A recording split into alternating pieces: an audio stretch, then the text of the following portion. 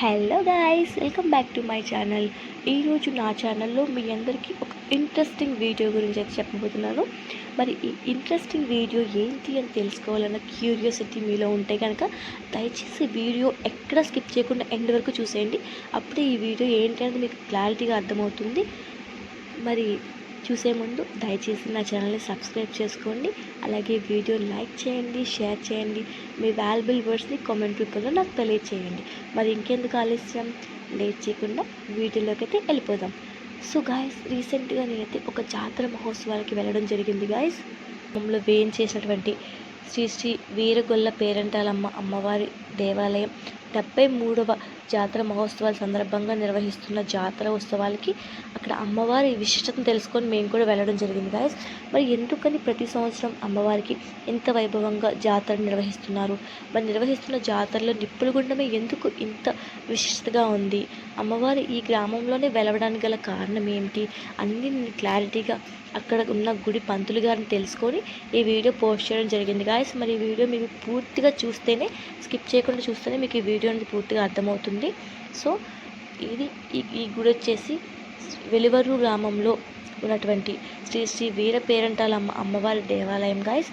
మరి అమ్మ నిజంగా కోరికలు తీర్చే అమ్మంట, నిజంగా సత్యవంతమైన దేవత అని నాకు ఎవరో చెప్తే వాళ్ళ ద్వారా తెలుసుకొని నేను ఈ గుడికి రావడం అయితే జరిగింది. మరి గుళ్ళోకి వెళ్ళడానికి ఎంట్రన్స్ మార్గం గాయస్. ఫస్ట్ అమ్మని దర్శించుకునే ముందు మనకి ఏం పూజ చేయాలన్నా సరే గణనాయకుడికి పూజ చేసిన తర్వాతే మనం ఏదైనా పూజ స్టార్ట్ చేస్తాం. కాబట్టి ఫస్ట్ ఆ వినాయకుడిని దర్శించుకున్న తర్వాత మాత్రమే గుళ్ళోకి వెళ్ళాలంటే గాయస్. మరి ఆయన దర్శించుకుని మేము గుళ్ళోకి వెళ్ళబోతుంటే అక్కడ గ్రామస్తులు ఫస్ట్ అమ్మని దర్శించుకోవడానికి ముందుగా పక్కన చిన్న దేవాలయం ఉంది, అక్కడికి వెళ్ళి అక్కడ ఉన్నటువంటి పేరంటాలమ్మ తల్లిని దర్శించుకున్న తర్వాత మాత్రమే ఈ గుళ్ళోకి రావాలని చెప్పారు. ఎందుకని అలా చెప్తున్నారు? ఎందుకు అక్కడ ఇక్కడ ఒకే అమ్మవారు కదా, ఎందుకు ఫస్ట్ చిన్న గుడికి వెళ్ళాలి అంటే, ఇక్కడ పెట్టినటువంటి విగ్రహం స్వయంభూగా ఆవిడ వెలిసిన విగ్రహం. అందుకే ఫస్ట్ అమ్మ దగ్గరకు వచ్చి అమ్మని దర్శించుకోవాలి. పెద్ద గుడిలో ఉన్న విగ్రహం వాళ్ళు ప్రతిష్ఠించారంట ఫ్రెండ్స్. అందుకని ఫస్ట్గా వెలిసినటువంటి అమ్మవారిని దర్శించుకున్న తర్వాత మాత్రమే పెద్ద గుడికి వెళ్ళాలంట. సో మీరు కూడా నాతో పాటు దర్శనం చేసుకోండి. మేము వెళ్ళేసరికి ఆల్మోస్ట్ టైం అయిపోవడం వల్ల అక్కడ గుడి అయితే క్లోజ్ చేస్తారు.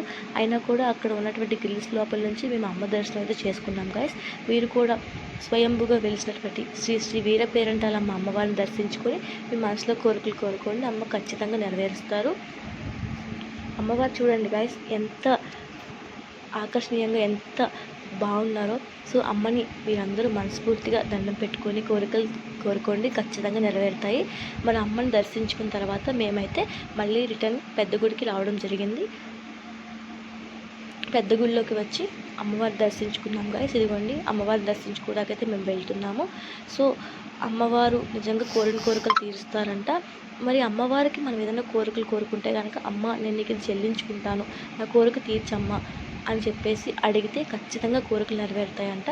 సో మరి కోరిన కోరికలు తీరిన తర్వాత మీరు జస్ట్ ఒక చిన్న కొబ్బరికాయ కొడతానమ్మా అని కోరుకున్నా సరే, ఆ కొబ్బరికాయ కొట్టకపోతే అమ్మ ఖచ్చితంగా కళ్ళలో కనిపించి నాకు ఇస్తానన్న కొబ్బరికాయ ఇవ్వమని మీకు కళ రూపంలో, స్వప్న రూపంలో తెలియజేస్తారంట. అంత స్ట్రిక్ట్గా ఉంటారంట గాయస్ అమ్మవారైతే. సో ఇక్కడ ఒక ఉయ్యాల అనేది ప్రతిష్ఠించారు అమ్మవారికి. ఎందుకు ఈ ఉయ్యాలని ప్రతిష్ఠించారు, ఈ ఉయ్యాలు ప్రతిష్ఠించడం గల కారణం ఏంటని నేను గ్రామస్తులు అడిగినప్పుడు అమ్మవారు బాల పేరంటాలంట గాయస్. చూడండి అమ్మవారు ఎంత ఆకర్షణీయంగా ఉన్నారో. మీరు కూడా నాతో పాటు అమ్మని దర్శించుకోండి. మరి అమ్మవారు అయితే బాల పేరంటాలమ్మ అమ్మవారు అంటండి. అందుకని అక్కడ అమ్మవారి కోసం ఒక ఉయ్యాల అనేది ప్రతిష్ఠించారు. సో అందరూ అమ్మని దర్శించుకున్న తర్వాత ఈ మార్గం గుండా వచ్చి ఆ ఉయ్యాలని ఒకసారి 2-3 సార్లు ఊపాలంట గాయస్. సో అమ్మవారి బాల పేరంటాలమ్మ అమ్మవారు అవ్వడం వల్ల మాత్రమే ఇక్కడ ఉయ్యాలని ప్రతిష్ఠించడం జరిగిందని అక్కడ పంతులు గారిని అడిగి నేను తెలుసుకున్నాను. సో మరి అమ్మవారి కథ ఏంటి? బాల పేరంటాలమ్మ అంటే అమ్మవారి వయసు ఎంత ఉంటుంది, చిన్న వయసు ఎంత ఏంటి అనేది నేను పంతులు గారిని అడిగాను. సో అడిగితే ఆయన మనకి క్లారిటీగా ఈ వీడియోలో ఆయన స్వయంగా మాట్లాడిన మాటల్ని నేను ఈ వీడియోలో మీకు వినిపిస్తాను. పంతులు గారు నాకు పూర్తి కథను తెలియజేశారు. మరి ఆ కథ ఏంటి, అమ్మవారి విశిష్టత ఏంటి, ఇప్పుడు ఈ వీడియోలో నేను మీతో మెన్షన్ చేస్తాను. మరి పంతులు గారు చెప్పే ప్రతి ఒక్క మాట మీరు శ్రద్ధగా వినండి, అప్పుడే ఆయన చెప్పే ప్రతిదీ మీకు అర్థమవుతుంది. ఏ విధంగా అమ్మ వెలిశారో, అమ్మ వెలవడానికి గల కారణం ఏంటి, అమ్మవారి విశిష్టత ఏంటి, ప్రతిదీ నేను ఆయన మాటల్లో మీకు తెలియజేస్తాను. మరి దయచేసి వీడియో ఒకసారి లైక్ చేయండి, షేర్ చేయండి, కామెంట్ చేయండి. అలాగే నా ఛానల్ని సబ్స్క్రైబ్ చేసుకోండి. మరి అమ్మవారి కథ గురించి ఫస్ట్ తెలుసుకోవాలంటే ఆయన స్థల పురాణం చదవమ్మ, మీకు పూర్తిగా అర్థమవుతుందని చెప్పారు. అందుకే ఒక చిన్న క్లారిటీ కోసం మీ అందరికీ కూడా ఈ స్థల పురాణాన్ని వీడియో తీసి ఇక్కడ మెన్షన్ చేస్తున్నాను. మీరు కూడా ఒక్కసారి అమ్మ స్థల పురాణాన్ని చదివితే అమ్మవారు ఎందుకు బాలపేరంటాలమ్మ తల్లి, అమ్మవారు ఎందుకు అక్కడ వెలిసారని మీకు అర్థమవుతుంది. సో మరి పంతులు గారు వేరే వాళ్ళ ద్వారా తెలుసుకొని ఇక్కడికి వచ్చాను అమ్మ సత్యవంతమైన తల్లి అని. ఆవిడ ఎప్పుడు వెలిసారు, ఎలా వెలిసారు, అలాగే ఈ గ్రామం యొక్క విశిష్టత ఏంటి, అమ్మ ఎలా కాపాడుతున్నారు అవన్నీ కూడా చెప్పండి. ఎందుకంటే చాలామంది భక్తులు వస్తారు కదా అమ్మ గురించి తెలుసుకొని, అందుకని. శ్రీమాత్రే నమః, శ్రీ గురుభ్యో నమః. శ్రీ శ్రీ శ్రీ వీరపారంటలమ్మవారి దేవస్థానం, వెలువరు గ్రామం, ఉండి మండలం. ఈ యొక్క అమ్మవారి యొక్క మహిమ ఏంటంటే, పూర్వము ఇక్కడ ఈ అమ్మవారు పాలు పెరుగు అమ్ముకుంటూ ఒక 13 ఏళ్ల బాలికగా జీవిస్తూ ఉండేది. ఈవిడ ఇలాగా జీవిస్తూ ఉండగా ఇక్కడకు పంటలు పండే టైంలో, ఊడుపుల టైంలో ఇక్కడికి లంబాడి వాళ్ళు వచ్చి ఇక్కడ బస చేసి వెళ్తుండేవారు. ఏటా కూడా ఒక ఏడాది ఇలాగే వాళ్ళు బస చేసి వాళ్ళు ఈ అమ్మవారిని, అదే ఈ పిల్ల రూపంలో ఈ పిల్లని ఇలా వెళ్తుంటే పాలు పెరుగు అమ్ముతున్నటువంటి అమ్మాయిని కాకేసి, అమ్మాయి ఇక్కడ పూజ చేసుకుంటున్నాము, నువ్వు వచ్చేటప్పుడు ఆగితే కనుక నీకు చీర, పసుపు, జాకెట్టు అన్నీ కూడా ఇస్తాము అని చెప్పగా, ఈ అమ్మాయి చిన్న వయసు 13 సంవత్సరాల అమ్మాయి, చిన్న వయసు మూలంగా అది నిజమేననుకుని అమ్మాయి వెళ్ళి ఆ యొక్క పాలు పెరుగు అమ్ముకుని తిరిగి వచ్చి వీళ్ళ దగ్గర ఆగింది. అప్పటికే వీళ్ళ లంబాడీలకి ఏంటంటే ఆనవాయిగా కొండదేవతకి నరబలి ఇవ్వడం పూర్వం నుంచి కూడా ఆనవాయిగా ఉండేది. అంటే అప్పటి కాలంలో, ఇప్పుడు కాదు, అప్పటి కాలంలో పూర్వం నుంచి ఆనవాయిగా ఉండేది. వాళ్ళు ఏం చేశారంటే అప్పట్లో నిప్పుల గుండాన్ని ఏర్పాటు చేసుకుని వాళ్ళ యొక్క పూజా కార్యక్రమం అంతా పూర్తి చేసుకుని ఈ అమ్మ వచ్చేసరికి, అమ్మ నువ్వు ఈ యొక్క నిప్పుల గుండం చుట్టూ 3 సార్లు ప్రదక్షిణ చేయి, ఈ ప్రదక్షిణ అయిన తర్వాత నీకు ఈ చీర, జాకెట్, పసుపు, తాంబూలం ఇచ్చి నీకు పంపుతాము అని చెప్పి అనగా ఈ అమ్మాయి ప్రదక్షిణ చేసింది. 3వసారి ప్రదక్షిణ చేయగా వెనకాల శిరస్కండం చేశారు.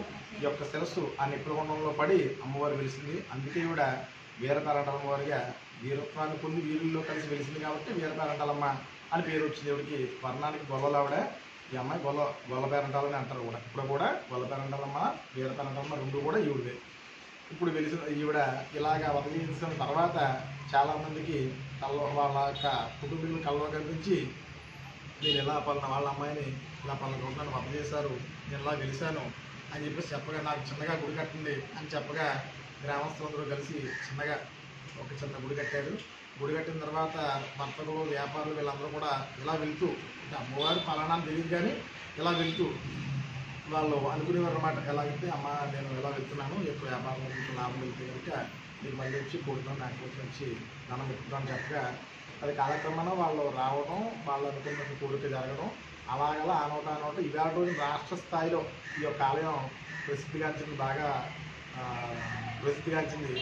అందుకని ఇప్పుడు కూడా ఇక ఉగాది నుంచి శ్రీరామనవమి దాకా, ఇది 73వ వార్షికోత్సవం, ఉగాది నుంచి శ్రీరామనవమి దాకా కూడా ఈ కార్యక్రమాలు జరుగుతుంటాయి. ఇక్కడ ముఖ్యంగా అమ్మవారి నిప్పుల గుండంలో శివస్కందన చెంది వెలిసింది కాబట్టి ఇక్కడ నిప్పుల గుండం అనే కార్యక్రమం బాగా హైలైట్ చేస్తారు.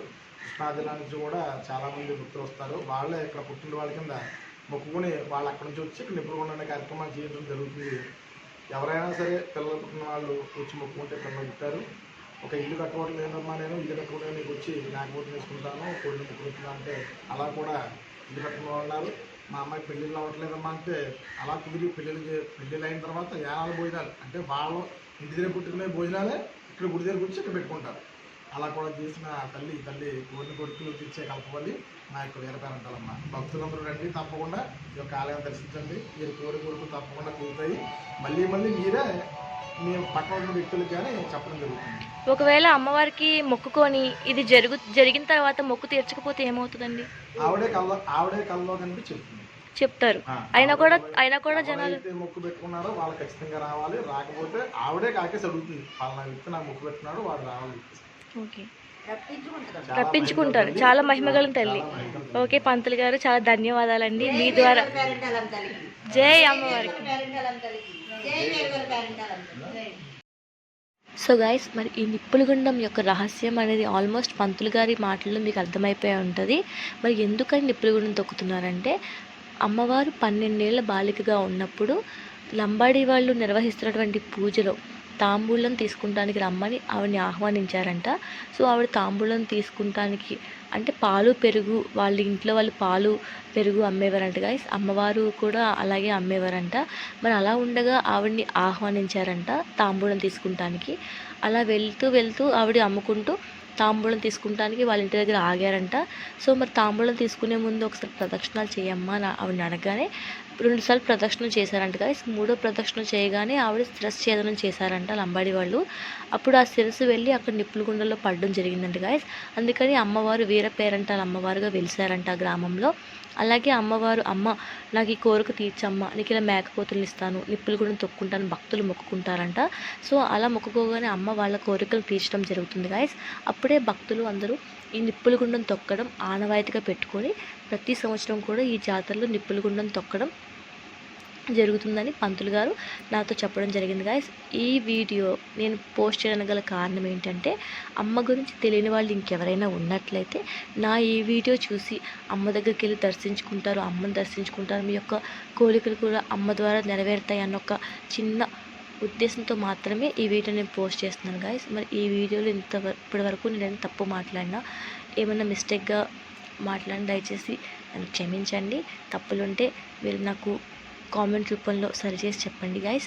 మరి మీరందరూ తప్పకుండా సరే వెళ్ళి ఉండి దగ్గర ఉన్నటువంటి వెలువరు గ్రామం ఖచ్చితంగా ఒకసారి విజిట్ చేసి అమ్మని దర్శించుకొని మీ యొక్క కోరికలు నెరవేర్చుకోవాలని నేను మనస్ఫూర్తిగా కోరుకుంటున్నాను. మరి అందువల్లనే భక్తులందరూ ప్రతి సంవత్సరం కూడా జరిగే జాతరలో నిప్పుల గుండం అనేది తొక్కుతారంట గైస్. సో అమ్మ ఖచ్చితంగా నెరవేరుస్తారంట. అది కాకుండా అమ్మ ఎవరన్నా నచ్చితే అమ్మవారు వాళ్ళ మీదకి వచ్చి వాళ్ళ రూపంలో భక్తులతో మాట్లాడతారు అనే ఒక విషయాన్ని కూడా ఆ గ్రామస్తులు నాకు తెలియజేశారు. మరి ఎవరైనా గుడికి వెళ్ళినప్పుడు అమ్మవారు వాళ్ళకి నచ్చితే కనుక అమ్మవారు వాళ్ళ మీదకి వచ్చేస్తారంట, వచ్చేసి భక్తులతో మాట్లాడతారంట గాయస్. అంత సత్యవంతమైన తల్లి అంట. సో మీరందరూ కూడా తప్పకుండా ఒక్కసారి వెళ్ళి అమ్మని దర్శించుకొని మీ యొక్క అమూల్యమైన కోరికలు నెరవేర్చుకోవాలని ఈ వీడియో ద్వారా మనస్ఫూర్తిగా కోరుకుంటున్నాను. Thank you so much guys. ఇంతవరకు నా వీడియో ఎంతో ఓపిక్గా చూసినందుకు మీ అందరికీ ధన్యవాదాలు. సో మీరందరూ తప్పకుండా ఒక్కసారి వెళ్ళి అమ్మని దర్శించుకోండి. Thank you so much. అలాగే వెళ్ళే ముందు ఒకసారి వీడియోని లైక్ చేయండి, షేర్ చేయండి, కామెంట్ చేయండి మీ వాల్యుబుల్ వర్డ్స్ని. మరి అమ్మవారిని ఇక్కడ నేను పెడుతున్నాను, మీరు అందరూ అమ్మని దర్శించుకోండి. ఒకసారి అమ్మని మనస్ఫూర్తిగా దర్శించుకొని అమ్మని మీ యొక్క మనసులో ఉన్న కోరికలు కోరుకోండి. అమ్మ మిమ్మల్ని అందరినీ, నా ఛానల్ ఈ వీడియో చూస్తున్న ప్రతి ఒక్కరిని, నా ఛానల్ సబ్స్క్రైబ్ చేసుకున్న ప్రతి ఒక్కరిని అమ్మ చల్లగా చూసి మీ యొక్క నెరవేరిన కోరికలు తీర్చాలని మనస్ఫూర్తిగా కోరుకుంటున్నాను. Thank you so much. జై వీర పేరంటాల అమ్మవారికి జై. Thank you so much guys. Thank you.